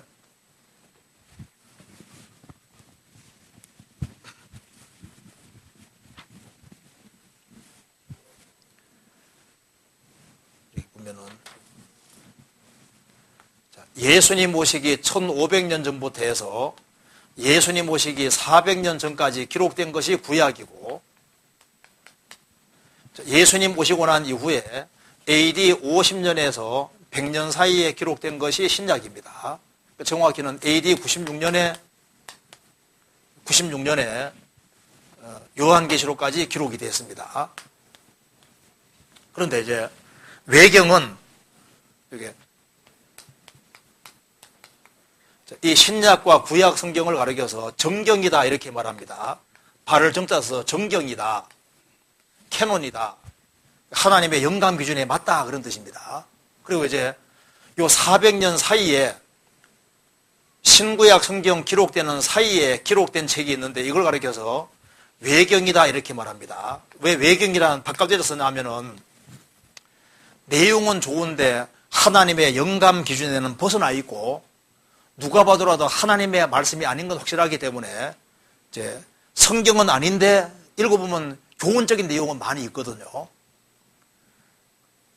그래서 옛날에 책이 귀하던 시절에 성경을 읽었을 뿐 아니라 외경도 많이 읽었거든요. 책이 굉장히 귀하잖아요. 이스라엘 역사책이고 읽어보면 굉장히 재밌는 내용이 많아요.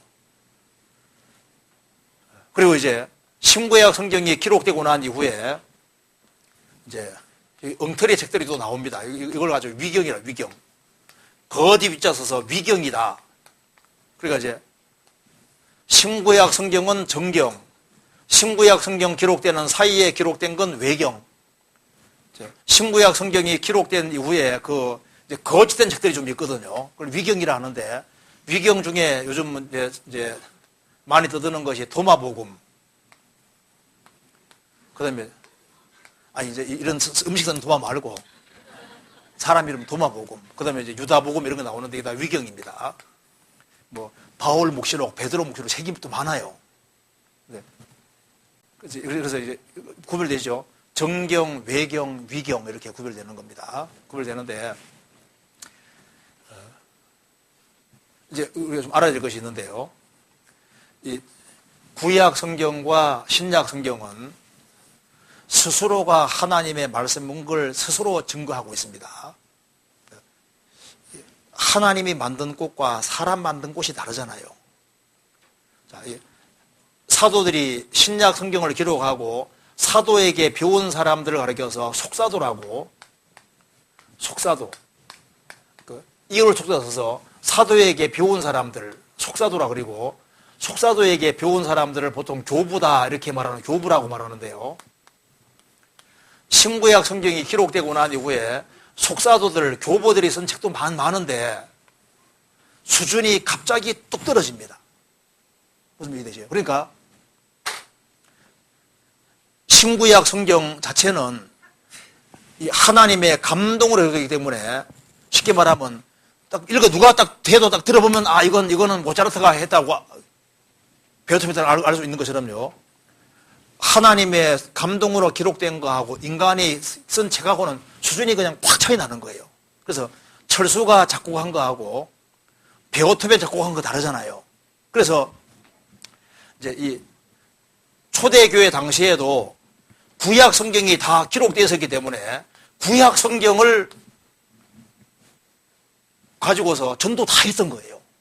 성경 기록이 안 됐으니까. 그래서 이제 구약 성경으로 전도하는 이제 속에서 이제 성경이 기록되기 시작했지 않습니까? 그래서 이제 초대교회 당시에 이제 사도들이 글을 쓰면 성경이 되는 거거든요. 그래서 이제 성경을 여기저기에서 이제 돌려가면서 읽었던 거예요. 그리고 이제 초대교회 당시에는 성경을 모을 필요성을 잘 못 느꼈습니다. 왜냐하면 우리 생각해 보시면요. 일단 구약 성경은 있고 그리고 이제 신앙생활 하는 데 있어서 요한복음 한 권 있고 로마서 한 권 있어도 신앙생활 충분히 됩니까 안 됩니까? 되죠. 그러니까 이제 성경 몇 권만 있어도 신앙생활하는데 별로 지장이 없거든요. 그러니까 이제 이걸 돌려가면서 읽고 이것을 굳이 모아야 될 필요성을 못 느꼈던 거예요. 성경 한번 찾아봅시다. 골로새서 한번 보세요.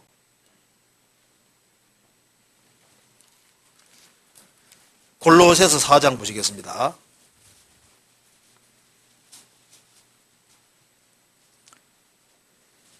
1 16절. 이 편지를 너희에게서 읽은 후에 라오디게인의 교회에게서도 읽게 하고 또 라오디게인에게서 오는 편지를 너희도 읽어라. 성경이 이제 자유롭게 유통이 된 겁니다. 그래서 이제 성경을 유통해서 보고 했는데 이제 시간 지나가면서 어떤 목회자 아들이 이제 바울이 쓴 것만 하나님 말씀이라고 해서 교회에 무리를 일으키기도 하고, 그리고 이제 세월이 지나가면서 이제 성경을 모을 필요성이 자연스럽게 생긴 거예요. 그래서 성경책을 다 안 모아도 신앙생활 하는데 지장이 없었거든요. 그런데 이제 교회 안에 유통되는 걸 자연스럽게 이렇게 이제 보니까 누가 보더라도 하나님 말씀이 확실한 거지 않습니까? 그것이 자연스럽게 모아지게 됐는데 성령께서 그렇게 하신 겁니다. 그래서 성경에 그렇게 할 거라고 예언되어 있어요. 한번 찾아봅시다. 이사야 34장 보시겠습니다. 이사야 34장 16절 보시겠습니다.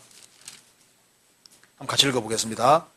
너희는 여호와의 책을 자세히 읽어보라. 이것들이 하나도 빠진 것이 없고 하나도 그 짝이 없는 것이 없으리니 이는 여호와의 입이 이를 명하셨고 그의 신이 이것들을 모으셨음이니라.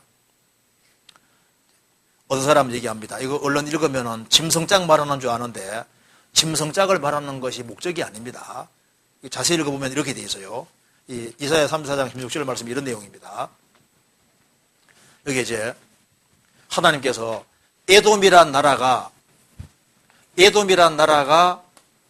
사람이 많이 살았는데 에돔이란 나라가 멸망을 하게 되고 여기에 사람이 안 살게 되면은 하나님께서 말씀하는 짐승들이 짝짝이 와서 에돔이란 나라에 거하게 될 것을 말씀하셨습니다. 그래서 실제로 에돔은 망하게 되고, 그리고 사람이 안 살게 되면은 거기에 이제 보통 황무한 곳에 사는 짐승들이 있지 않습니까?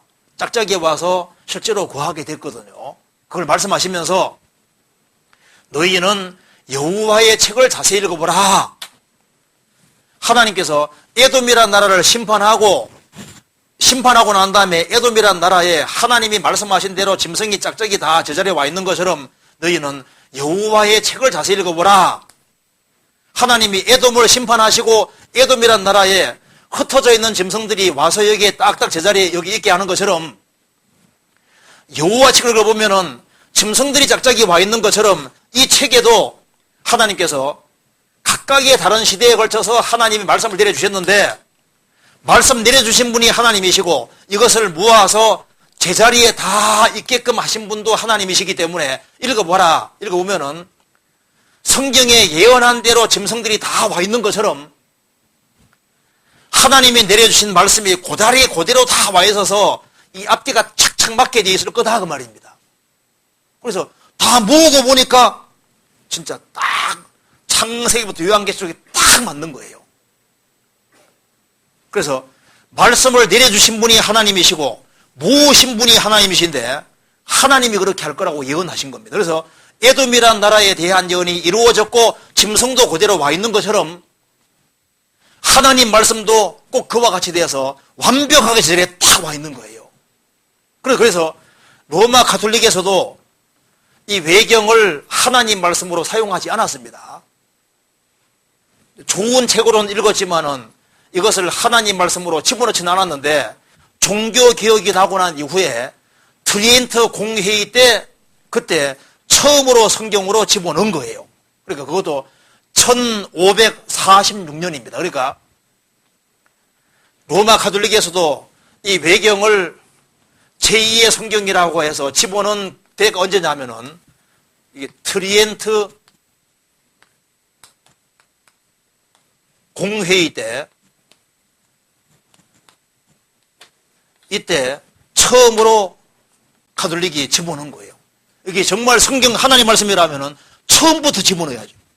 그러면 1546년에 왜 이것을 집어넣냐 하면은 이유가 이것 때문입니다. 왜 이걸 1546년에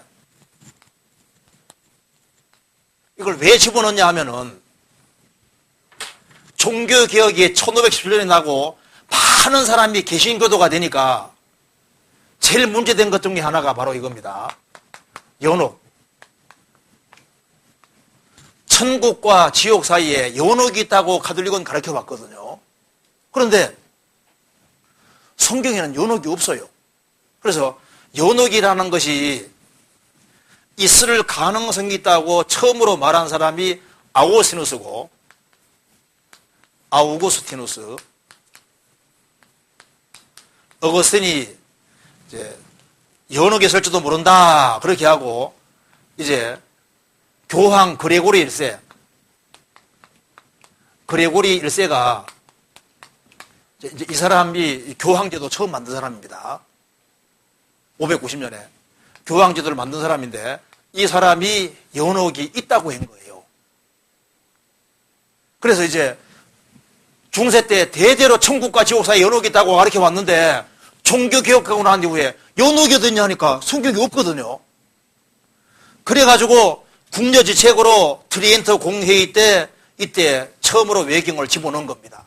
왜냐하면 여기에 외경 속에 마카비서가 있는데 죽은 자를 위해서 기도하는 내용이 있거든요. 왜? 가톨릭에서는 죽은 자를 위해서 계속 기도해 왔었거든요. 연옥에 천국 보내달라고 계속 기도해 왔는데, 근데 그 내용이 연옥에 대한 기도 내용이 아니거든요. 죽은 자를 위해서 기도했을 때 여기 연옥 얘기가 전혀 아닌데, 하여튼 간에 가톨릭에 빠져나가는 사람을 없애야 되니까 국려지책으로 집어넣은 거예요. 그러니까 성경은 욕심 조건이 확실한 겁니다. 그렇잖아요. 그래서 일단 정경, 외경, 미경 구별이 될 수 있겠죠. 그리고 여기 도마복음 읽어보면 진짜 웃겨요. 여기 도마복음, 유다복음에 보면요, 예수님이 네가 나를 파는 것이 잘하는 거라고 예수님 무치키는 식으로 되어 있거든요. 그래서 초대교회 당시에 이레니우스라는 사람이 우리 모임에서 나간 사람들 중에 유다복음을 만들어가지고 하는 사람이 속지 말으라고 책이 나오잖아요. 그런 게 나옵니다. 어쨌든 간에 그 다음에 넘어갑시다. 여기 이제 안녕하세요. 구원받은 성도는 대제사장의 위치라고 알고 있습니다. 대제사장이 아니고 제사장의 위치라고 알고 있습니다. 대제사장은 예수님이고 우리는 제사장입니다. 그래서 일반 성도라도 하더라도 하나님이 주신 기회가 있다면 복음을 전할 수 있다고 생각해 왔습니다. 맞죠? 다만 교회 안에서 말씀을 맡은 직분인 전도인들이 계시기 때문에 직접 복음을 전하지 않는 것일 뿐이지 전도인이 말씀을 전할 수 없는 상황이라면 직접 복음을 전해서 구원받게 할 수 있다고 알고 있었는데요.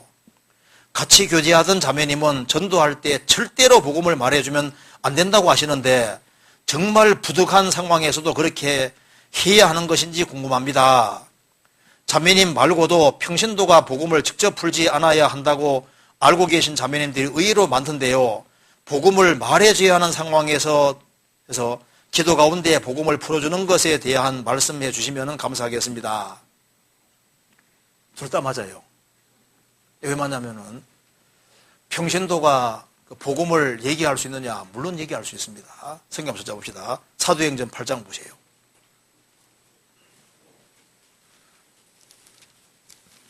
8장 4절입니다. 예루살렘 교회에 큰 핍박이 났습니다. 1절에 나와야지. 별점 핍박이 나서 4절. 그 흩어진 사람들이 두루다니며 복음의 말씀을 전할세. 사도들만 전도한 게 아니라 구원을 받은 사람들이 핍박받아 흩어지니까 두루다니며 복음의 말씀을 전했다. 평신도가 전도할 수 있습니까? 없습니까? 복음 얘기할 수 있어요? 없어요? 있어요. 숨골 쏙 넘어가고 있는데 복음 기도하고 용감하게 전해줘야죠. 그러잖아요. 제가 어떤 분이 전화가 왔더라고요. 말씀 듣고 있는데 전화가 따라랑 온 거예요. 지금 우리 그 친척 중에 누가 죽어가고 있으니까 그 전도해달라고 오라는 거예요. 상계동인가 그 이제 방배, 여기, 그 인도권에서 이제 상계동까지. 그래서 이제 제가요, 상황을 쭉 들어보니까, 아니, 지금 이제 곧 돌아가실 것 같은데, 직접 복음 전해주세요 하니까, 그럼 못 드시겠다는 겁니까? 하더라고요. 아, 그건 아니지요. 그래가지고, 문제새끼가 뭐가 하잖아요. 할 수 없이 중간에 빠져나가가지고 갔거든요. 벌써 숨 넘어가는 거예요. 그래서, 아니, 내가 얘기했잖아. 살아있을 때, 목숨 붙어 있을 때 빨리 전해주라고 하지 않았냐고.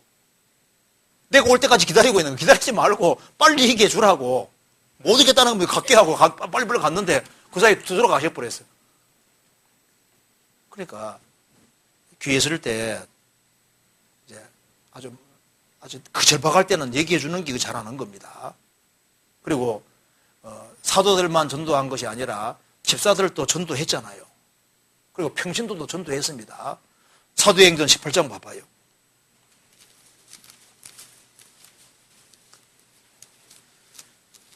18장 24절 보시겠습니다.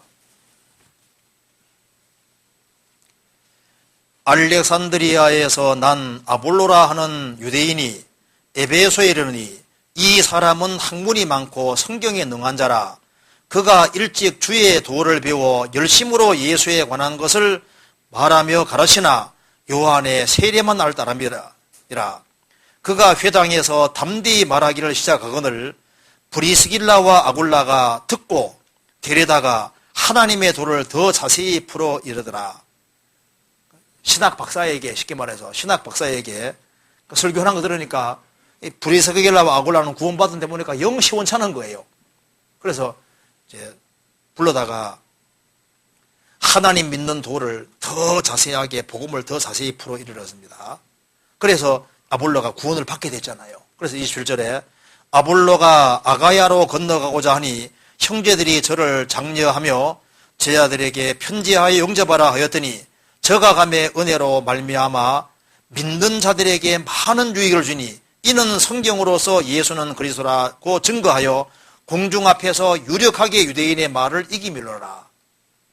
그래서 사도들뿐 아니라 평신도도 복음을 전했고 브리스길라 아굴라 부부가 듣고서 더 자세하게 복음을 얘기해 줬다 그 말입니다. 그래서 죽음에 임박한 사람, 아무도 전도할 것이 없는 사람, 그런 사람에게는 내가 복음을 알고 있으니까 밭을 최대한 가려서 전해주는 것이 당연한 겁니다. 그런데 조심할 것이 있는 거예요. 전해주는데 어설프게 전해줄 수 있고, 그리고 고쳐주는데 대충 고쳐줄 수도 있거든요. 그래서 전하는데 잘못 전해줘서 구원받을 만한 사람인데 지식으로 전해줘서 나중에 구원받는 걸 아주 어렵게 하는 경우도 또 있어요. 이제 그렇기 때문에 또 주의해야 된다는 말도 맞는 얘기다 그 말입니다. 예레미야 8장 보시겠습니다.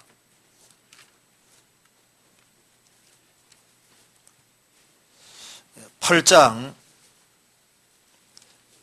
11절.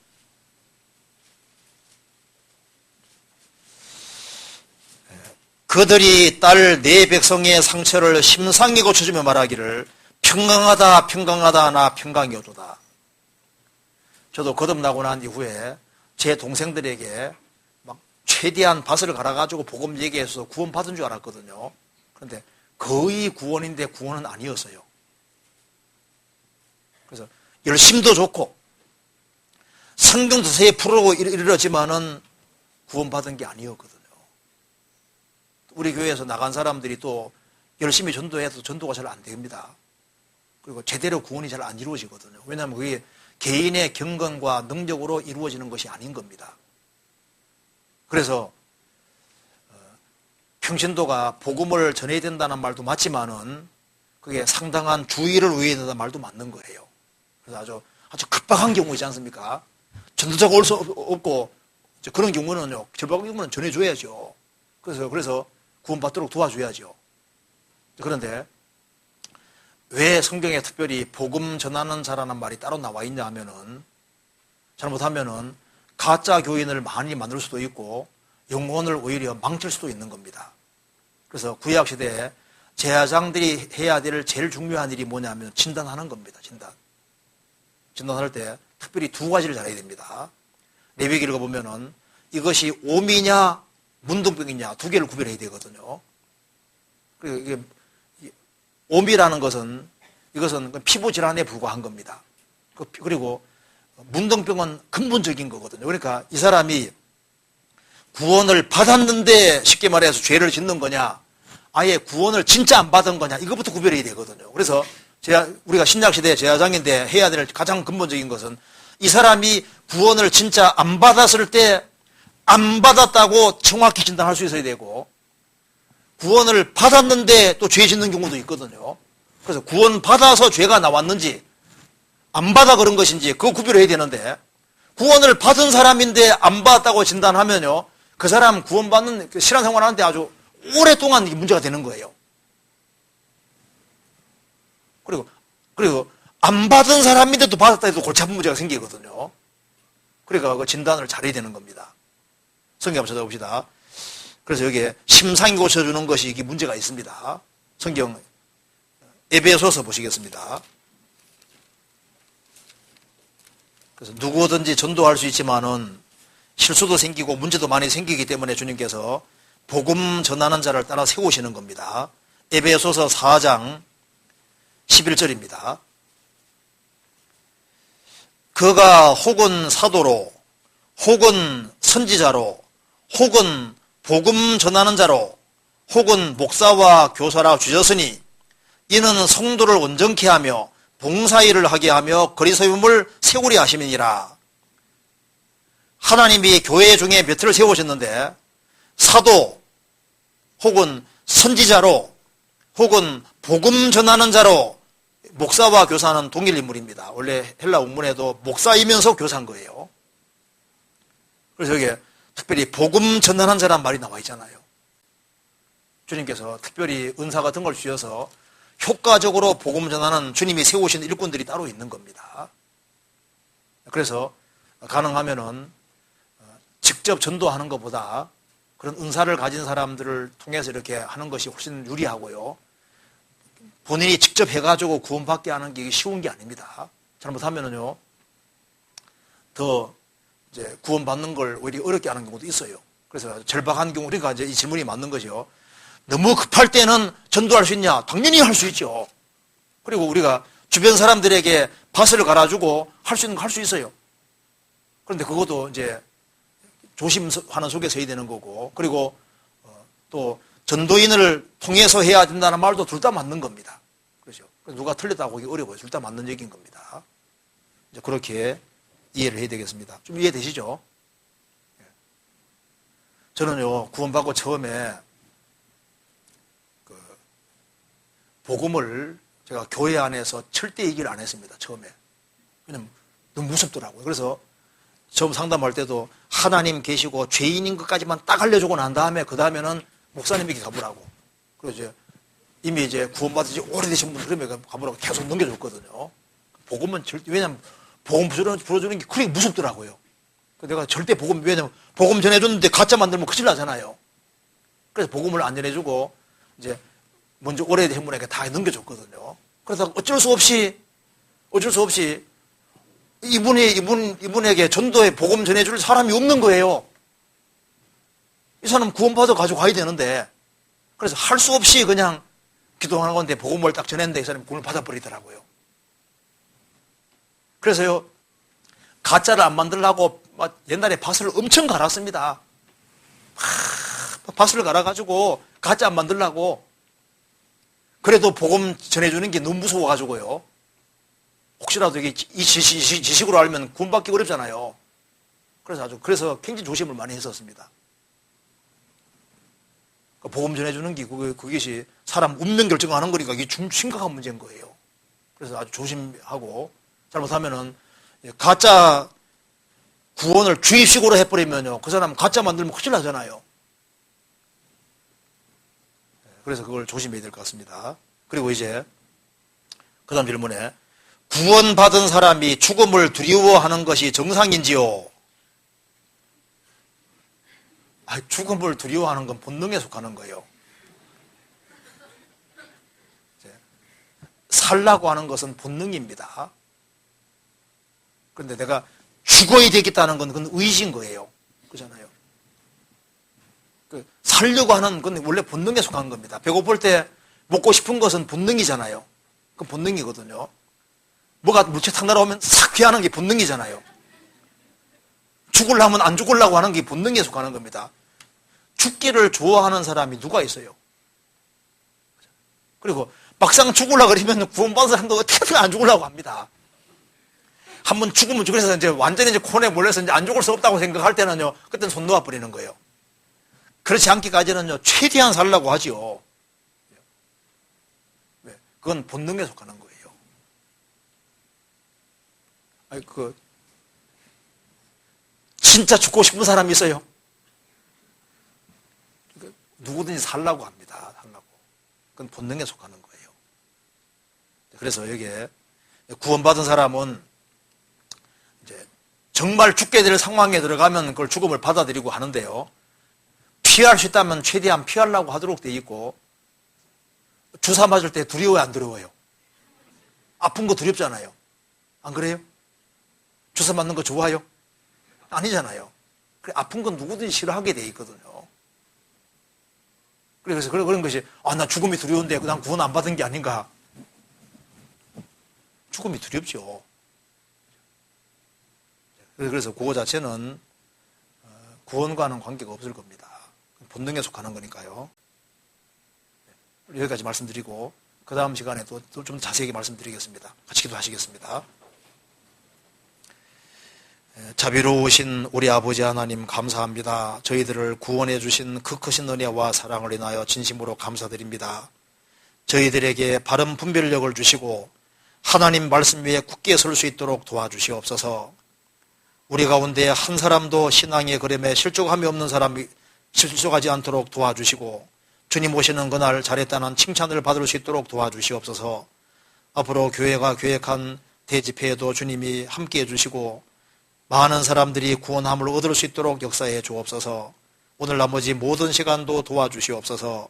주 예수 그리스도 이름으로 기도하옵나이다. 아멘.